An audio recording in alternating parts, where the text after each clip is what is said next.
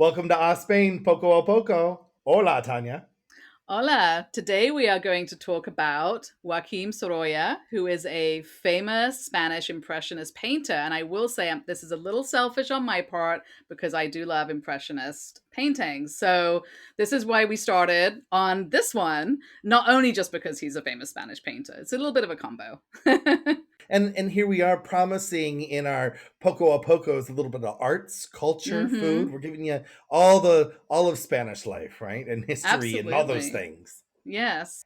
And you know what I think is about interesting for him as an artist is that he was also a very profitable artist during his lifetime. He wasn't just some starving artist that wasn't had no one heard of him until 60 years after his death. Lucky Right? him, because that's hard to do. Yes. I mean, he had painted from my research, he had painted over 2,000 paintings. I mean, that's a lot of painting and That thousands more of drawings and things. Yes, and he was painting and doing portraits. I mean, he was doing a lot of different things, a lot of different types of painting. And I think probably who knows where the profitable part came from, but I think the portraits were quite a profitable part of being a painter in those years, I think. And speaking of years, he was born in Valencia in 1863. So of course he is a famous Valencian painter, not just a famous Spanish painter. Could that be why maybe the train station's named after him? Plus maybe 1,000 streets and a few other things. And buildings and who knows what else, schools, who knows what else. Who knows? We cannot count the amount of things that might be named after him. So let's just say he's much loved. He's much loved. And what's really sad is he was, like you see, he was born in 1963, but he was orphaned at age 2. 1863. I'm sorry, I'm sorry, did I say 1863. 19? You did. 1863. It That seems so long ago. is a little while ago. But his parents, they had died of cholera, so him and his younger sister were orphaned. He was only 2, and his aunt and uncle raised them.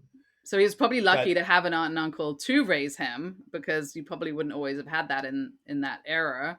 Yeah. right. And it seems like they must have I mean that they encouraged his artistic endeavors because he Hmm. started studying art at an early age here in Valencia at the Academy San Carlos, which is a major art Yeah. school And studio he started space. that at 15, which is very young. So he was obviously incredibly Hmm. talented. And then he also studied in Rome and Paris and Madrid. So he went around and got a lot of experience at a very young age, which I think Hmm. obviously impacted his talents tremendously, because his paintings are lovely. I mean, they're very typical kind of impressionist in a way. It's very much about painting life. If anyone wants to go on and sort of just Google his paintings, if you haven't seen them, they're really depicting just life and people doing things, and in a very beautiful, sort of bright way, I think.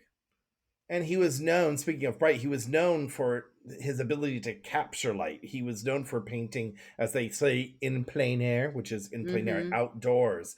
And some of his paintings, he loved to do these beach scenes, and the light cascading on the people. It is breathtaking. But Mm-hmm. some of his Stunning. canvases even have the grains of sand from the winds on the beach, not on purpose, but he's painting Right. outside, and nature would be caught in the snares of the wet paint, as it were. Absolutely. Yeah, and you can see the motion in the people's clothes and the motion of the wind and the waves, and it's just really capturing something, like you said, it just incredibly beautiful, the way he paints. And Hmm. he did dedicate his entire life to painting. He got married in 1888, and her name was, you're going to have to correct me on this one. Let's go with Clotilde Garcia del Castillo. How's that?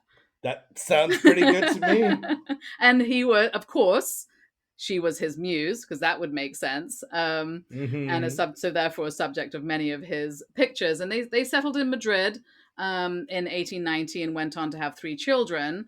But he, despite living in Madrid, he returned to Valencia and was drawn very much to the Valencia area and capturing the effects of the Mediterranean sunlight. So it's you can see why people love him, particularly here in this area, I think. Hmm. And I'll have to say, and as a side note, when we first moved here, there was I didn't know who really Sorolla was. I saw the name on the train station. Didn't mean much to me. But the Fine Arts Museum was doing a retrospective of Sorolla's work, so I got Mm, to see a bunch of the paintings, and it was breathtaking for hmm. sure. And but just to see all this light and know that it was painted, there was a lot of pride. You felt pride in the exhibit, I guess it were a Yeah, you Valencian could see pride of it. them You could feel it. showing off their artist. Yeah. Yeah. Yeah, and besides the paintings, I don't know whether that particular exhibit was mostly his more lifestyle art or whether it was his portraits or both. But he did obviously do a lot of portraits. He even painted a portrait of President Taft, so he was very popular in that era for doing the portraits. I don't know how did the museum, did they do a little bit of both or? It was mostly I want to even say it might have been called Sorolla in Valencia. It was a lot of the beach scenes is what I Mm, remember, was just a lot of beach water scenes, right. that kind of thing. Now, what I had learned about his portraiture work, I think that was what paid his bills to then do these larger these the scenes, right? Mm-hmm. These beach scenes and things. Um, is that he had he was in like his competitor was John Singer Sargent. Am I doing Mm-hmm. it right, or is it Yes, you Sergeant are. No, Singer? no, John Whatever. Singer No, I did. Sargent. It's John Singer Sargent. And if you look, they kind of had similar styles in their portraiture. Yes. They're of that time, and they were both fighting over who's painting Yeah. the hoi polloi of the day and Mm-hmm. who's getting those commissions. Yes, and I So think, I thought it was back interesting. then everyone was getting portraits done, so there was probably quite a lot of work, but still, you've got to have competitors if you're going to be in the business, Yes. right?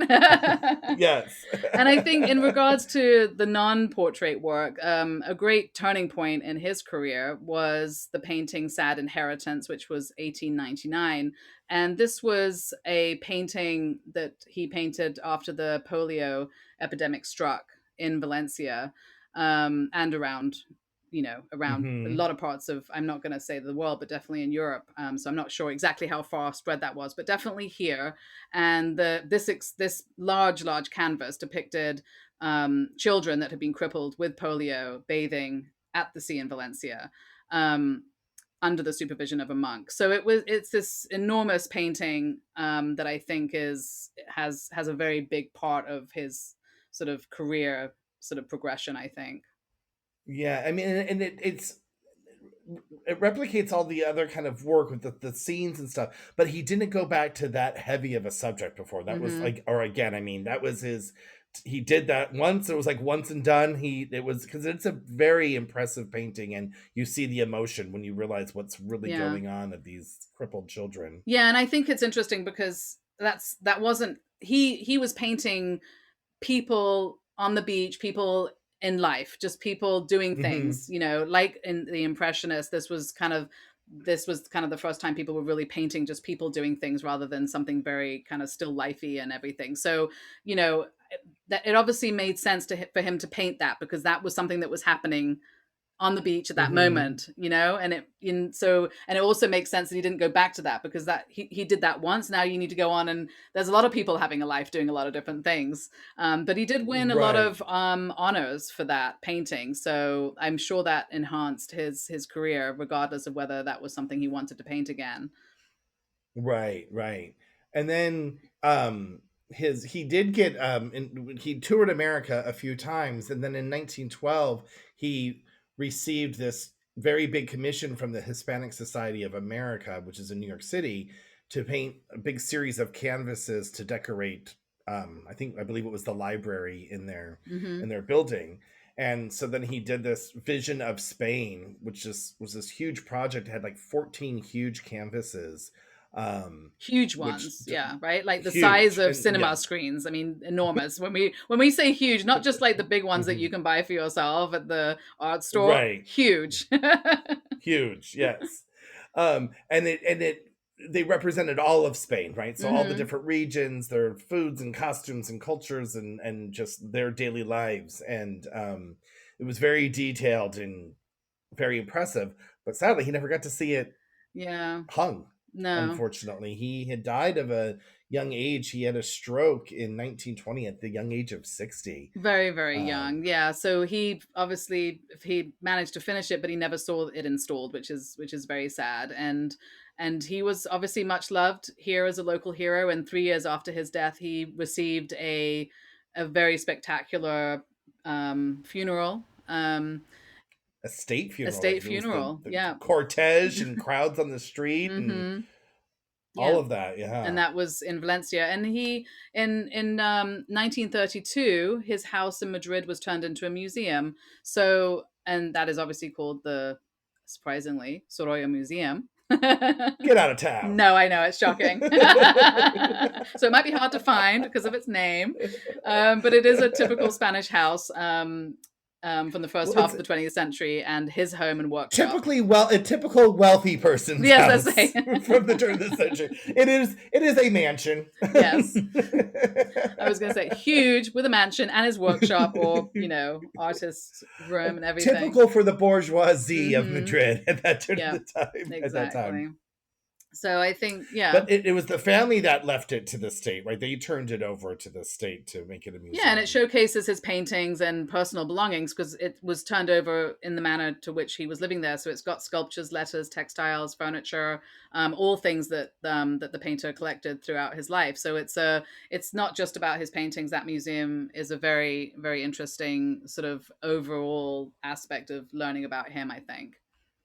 You just really get into his whole life, right? What maybe begin to think what he was thinking as he was painting. Absolutely. I was looking at his paintings, and I know this is common with the Impressionist, movement, but what always strikes me as amazing is when you look at his paintings and from afar you're just like, the detail is insane. And then when you get up close, you're like, there's no detail at all. Like, how do you do that? Like, the eyes are so expressive, and then you get up close to the canvas, like, it's just 2 black dots. How come from 5 feet away I'm crying? Yeah, like, how they do that it's is so amazing. interesting because the detail gets less as you get closer.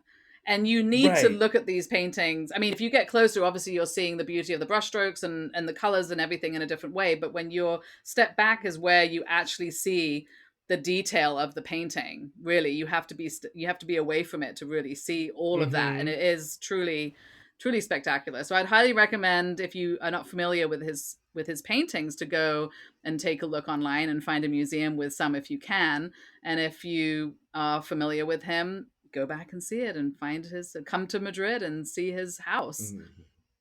Right. And his 2,000 paintings, he's got paintings all over the world. So hopefully there's one near you. There's no shortage. That's true.